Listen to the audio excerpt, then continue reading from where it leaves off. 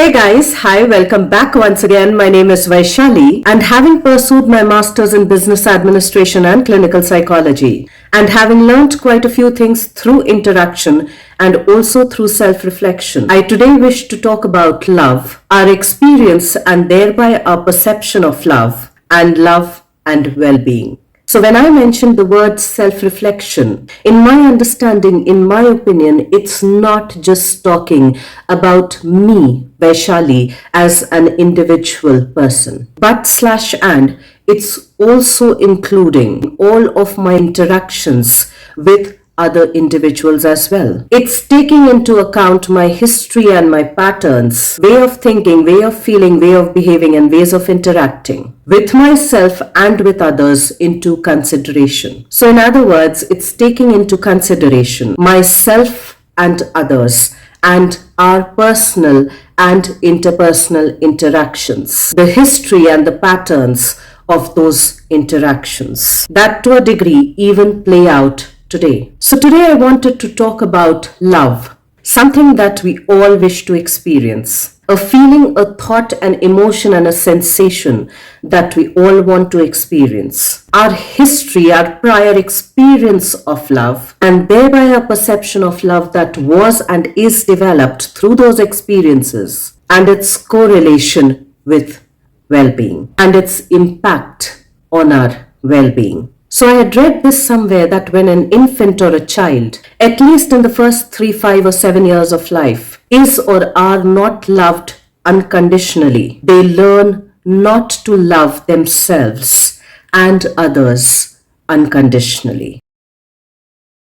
So let's understand this, that we as mammals, or rather all mammals, have some basic needs of food, of shelter, of protection, of nurturance, of attuned presence, of belonging, of feeling safe, and of being loved. And it is only when all of those physical and psychological, emotional needs are met that the person, the beingness of the person, begins to feel well about themselves, thereby well-being. And in a way, it's also reflective about the well-being of the entire ecosystem, of the entire family dynamics, that in a way curates and gives birth and nurtures the beingness, the well-beingness of this individual and every other individual that forms a part of this ecosystem, that forms a part of this family system, of this social system. So at one of the places where I work,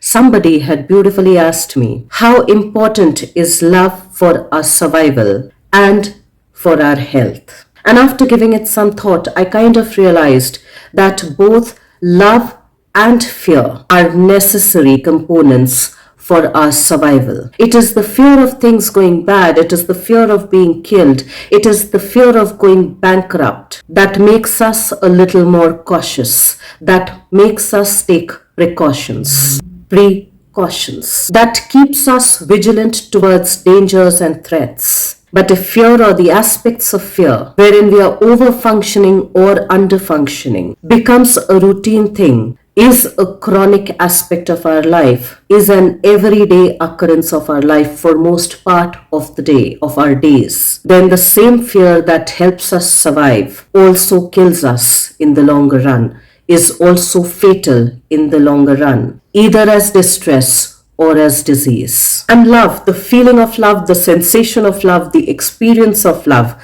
when it's genuine, can feel liberating, literally makes us more relaxed in our neuromuscular system, which is our body. The aspect of love also makes us feel that we are cared for and that we have the capacity to care, not overcare, but care enough. It helps us be concerned with ourselves and with others, not over-concerned. And since it makes us more open, it makes us less defensive. And since the experience and the feeling of love makes us more open, it makes us more open to receiving the feeling of love as well. It makes us more compassionate. It makes us more connected. It makes us more vulnerable and thereby less guarded, less armored, more connected, which naturally makes us feel belonged. And when we feel belonged, we naturally feel safe. And a physical body, a physical entity that feels safe, is less distressed and has lesser or fewer or no dis-ease within themselves on a very personal level as an individual and within their own ecosystem as well. So, of course, when we talk of love, on a very logical level, all of the above aspects that I had mentioned earlier, and yet on some subconscious and unconscious level, that is not how most of us operate. So if as a kid, when we were growing up, when we were completely dependent on our caretakers, whoever those caretakers might have been, from our parents to our relatives, if we kind of experienced that love was only given to us, that somebody's attuned attention and presence was only provided to us, that they were only there for us when we were good in keeping with their idea and their dictionary of good. So during the earliest years of our lives, when our foundation is being formed, when the foundation of our life is being laid, when the foundation of our experiences are being laid, if love was given to us from afar, we will learn to receive love from afar. We will learn to give love from far off, from afar, because that's the foundation of our experience. If during those formative foundation years, during those early years, our experience of love teaches us that we could only receive love when we were quote unquote being good, that we are worthy of receiving love only when we were being good, in keeping with somebody else's version and dictionary of good or idea of good, that somewhere we need to earn it, that we need to prove ourselves to be worthy of earning that love. Knowingly and mostly unknowingly, we will get ourselves into relationships wherein we will be needing to prove our worth, to be worthy enough to earn that love. If during our childhood we learned that people who were intelligent were loved, that people who were smart were being heard, were being listened to, knowingly and mostly unknowingly, which is subconscious and unconscious, we will keep interacting with people. We will keep finding ourselves in relationships wherein we will need to prove our intelligence, our smartness, to be worthy of earning and thereby receiving that kind of attention and love. And many a times our perception gets skewed with regards to attention and with regards to love. In my understanding, not every kind of attention is love, but love definitely requires attention. Let's take another scenario. So while you were growing up, if your experience of love came with the usage of lot of abuse, physical or verbal or mental, came with the experience of hitting because that's how you received attention, came with the experience of the usage of profane words, you will find yourself in places, in interactions, in relationships wherein your subconscious has associated that kind of attention with love, and thereby you'll be recreating that cycle over and over again till you're ready to break it. You'll be creating that pattern over and over again, and life is about patterns, till you recognize the pattern and you're willing to break it, to turn it, to not repeat it. If during your early formative foundation years, your experience of love was that nobody paid attention to you, that nobody was emotionally and physically tuned into you, or that maybe you felt undesired and unloved and unwanted, you will find yourself in places and spaces, in interactions and relationships, wherein you will in some way or the other, to some degree or the other, experience a similar kind of a feeling, experience a similar version of love. Let's take another example from the movie Animal. Well, to a degree, the main character, Ranbir Kapoor, is somebody who's trying to earn his father's love by becoming like him. His father was an over-domineering figure. His father was also somebody who never listened to anybody else, who was not considerate towards anybody else, who did not consider somebody else's opinion as valuable as his own.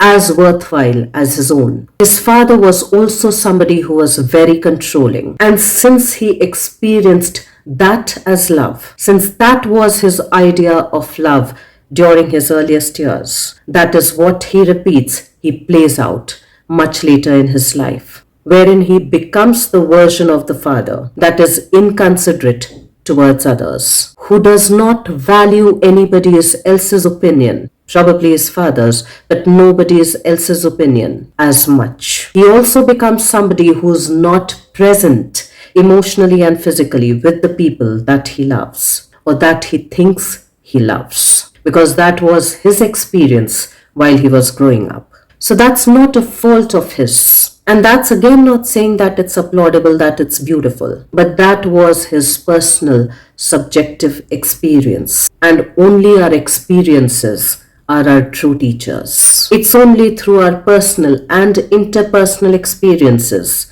that we learn. Another example that we can take up is of Elon Musk, one of the most successful enterprising entrepreneurs of our times. The man who dreams about establishing us on Mars is the same man who in his early formative years experienced love as being abusive, love as being harsh, love as being condescending, love as being chaotic and dramatic, love as being controlled and controlling, love as being aggressive, love as not being empathetic, love as being distant and not close, love as not being peaceful but as being pretty turbulent, love that in a way was unhealthily exciting but was not safe, the experience of love that was not stress-free but rather stressful. And in a way, Walter Isaacson, the person who's written the book on him after staying with him for a couple of years, after observing him at close vicinity, after interacting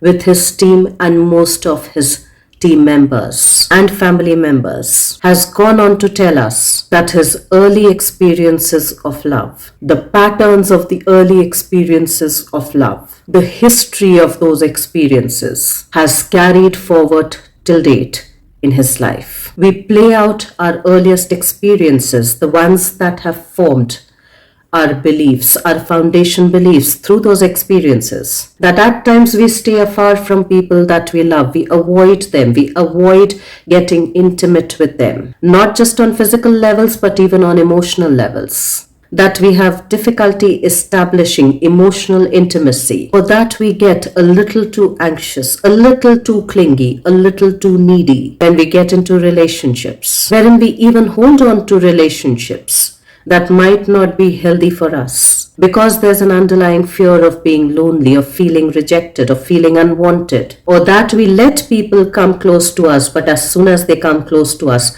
we knowingly or unknowingly, mostly unknowingly, push them away without actually wanting to do so, but we somehow do it. We might be replaying the earliest experiences of love. And since our subconscious and our non-conscious, unconscious, leans heavily towards familiarity, what is familiar, what is known, it automatically tends to do the same. And yet in our earliest years, we had the experience of unconditional love, not unconditional relationship, but of unconditional love that was present physically and emotionally, of attuned, embodied love that was attuned to us while we were growing up, that was nurturing both emotionally and physically, that was supportive both emotionally and physically, that was caring physically and emotionally, that was attentive in loving ways, not in abusive ways, that was empathetic, that knew how to care, where we felt so safe that we could be open, we could be honest, we could be vulnerable, and we could trust. We would naturally experience a state of well-being, not just on individual levels, but on interpersonal levels as well. And thereby, when the likes of Esther Perel, the most renowned psychoanalyst and cross-cultural couples and family therapist, goes on to say that the quality of our relationships determine the quality of our lives, what she's actually saying is that the quality of our relationships right from our formative foundation years that build up our belief system determines the quality of our well-being. Let's try and think about that. Let's try and understand how we had received love and how we still today receive and give love. What is our subconscious understanding of love? Do we have to earn it or do we naturally receive it? Do we have to prove our self-worth to be worthy of receiving the love that we think we want, that we think we aspire for? Or do we actually believe that our beingness is just worthy enough of love? Because we aspire for personal and interpersonal well-being. Being well. Let's try and reflect on that, the correlation between love and well-being, or our perception of love and well-being, and the state of our well-being, and the state of your well-being, the state of our well-being, will tell us to a large degree of our understanding of love. Let's try and reflect on that, and I will see you once again the next week. Till then, stay tuned in. And guys, if you do like the contextual content of these videos, please do like, share, and subscribe.